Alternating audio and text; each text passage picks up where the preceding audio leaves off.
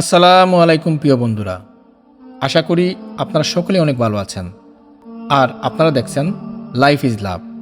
আজকে আমি আপনাদেরকে হযরত মুসা আলাইহিস সালামের জামানার চমৎকার একটি ঘটনা বর্ণনা করতে চলেছি।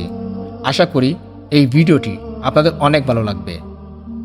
হযরত মুসা আলাইহিস সালামের জামানার চমৎকার একটি ঘটনা।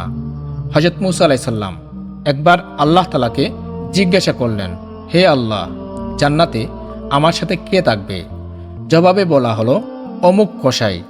জবাবে কসাইয়ের নাম শুনে মুসা আলাইহিস সালাম খুবই আশ্চর্য হলেন। অনেক খোঁজ করার পর মুসা আলাইহিস সালাম তাকে বের করলেন। দেখলেন কসাই গোশত বিক্রিতে ব্যস্ত। সবশেষে কসাই এক টুকরো গোশত একটি কাপড়ে মুড়িয়ে নিলেন।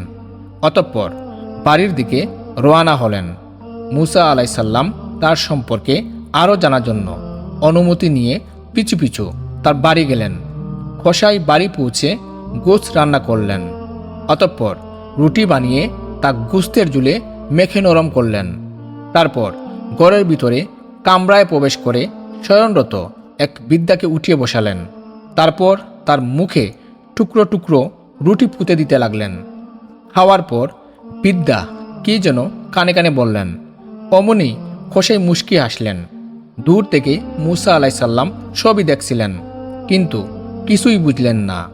মুসা আলাইহিস সালাম বিদ্যার পরিচয় এবং মুচকি হাসার বিষয়টি কসাইকে জিজ্ঞাসা করলেন।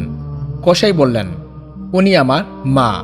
আমি বাজার থেকে আসার পর সর্বপ্রথম আমার মাকে রান্না করে খাওয়াই। আর মা খাওয়ার পর খুশি হয়ে আমার কানের কাছে এসে বলে, আল্লাহ তাআলার কাছে এই বলে দোয়া করেন, আল্লাহ তাআলা তোমাকে বেহেশত দান করুক এবং মুসা আলাইহিস সালামের সাথে রাখুক। আমি এই দোয়া শুনে এই ভেবে মুচকি হাসি যে কোথায় মুসা আলাইহিস সালাম আর কোথায় আমি।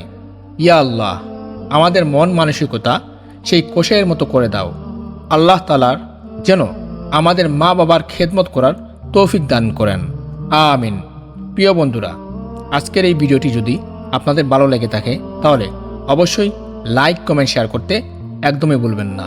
সবাই ভালো থাকবেন, সুস্থ থাকবেন। আসসালামু আলাইকুম।